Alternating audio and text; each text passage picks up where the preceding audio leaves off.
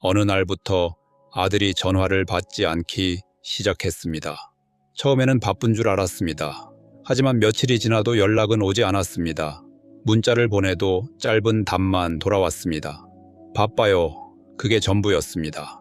이 아버지는 이해할 수 없었습니다. 내가 뭘 그렇게 잘못했지? 하지만 더 이상 물어볼 기회조차 없었습니다.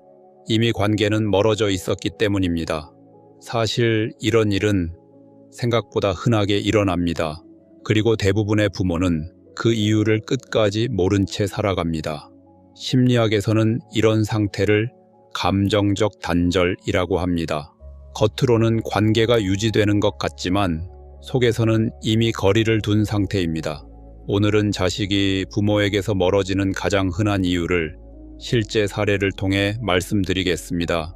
첫 번째 이야기입니다. 한 어머니는 항상 자식에게 이렇게 말했습니다. 너를 위해서 하는 말이야. 내가 살아보니까 아는데. 처음에는 자식도 가만히 들었습니다. 하지만 어느 순간부터 대답이 짧아졌습니다. 그리고 점점 자기 이야기를 하지 않게 됐습니다. 왜 그랬을까요? 이 어머니는 사랑이라고 생각했지만 자식에게는 통제로 느껴졌기 때문입니다. 심리학자 데시와 라이언은 인간에게는 자율성이라는 기본 욕구가 있다고 말합니다. 스스로 선택하고 스스로 결정하고 싶어 하는 욕구입니다. 그런데 가까운 사람이 계속 방향을 정해주면 사람은 점점 그 관계에서 벗어나고 싶어집니다. 그래서 자식은 말을 줄이기 시작합니다. 그리고 결국 마음을 닫습니다. 두 번째 이야기입니다. 한 아들은 회사에서 힘든 일을 겪고 부모에게 털어놓았습니다. 그때 돌아온 말은 이것이었습니다. 그게 뭐가 힘드냐? 다들 그렇게 산다. 그 순간 아들은 아무 말도 하지 않았습니다.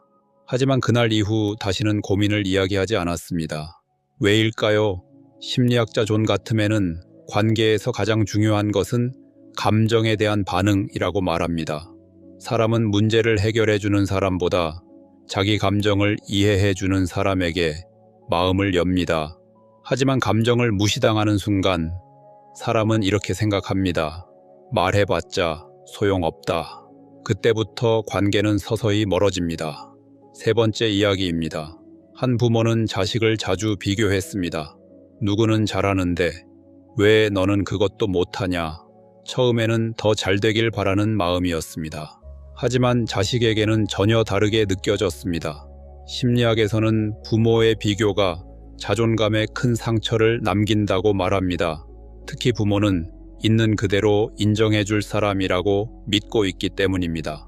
그 기대가 무너지는 순간 사람은 더 이상 그 관계에서 편안함을 느끼지 못합니다. 그래서 점점 거리를 두게 됩니다.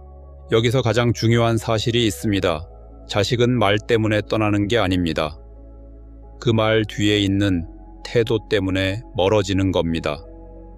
통제하려는 태도, 이해하지 않으려는 태도, 비교하는 태도, 이 세 가지가 쌓이면 관계는 천천히 무너집니다. 그리고 더 무서운 건 부모는 이 변화를 늦게 알아차린다는 겁니다. 그래서 지금 이 질문을 꼭 해보셔야 합니다. 나는 자식에게 편한 사람인가? 아니면 부담스러운 사람인가? 자식은 완벽한 부모를 원하지 않습니다. 대신 자기 이야기를 편하게 꺼낼 수 있는 사람을 원합니다. 나이가 들수록 관계는 저절로 유지되지 않습니다. 특히 자식과의 관계는 더 많은 노력이 필요합니다.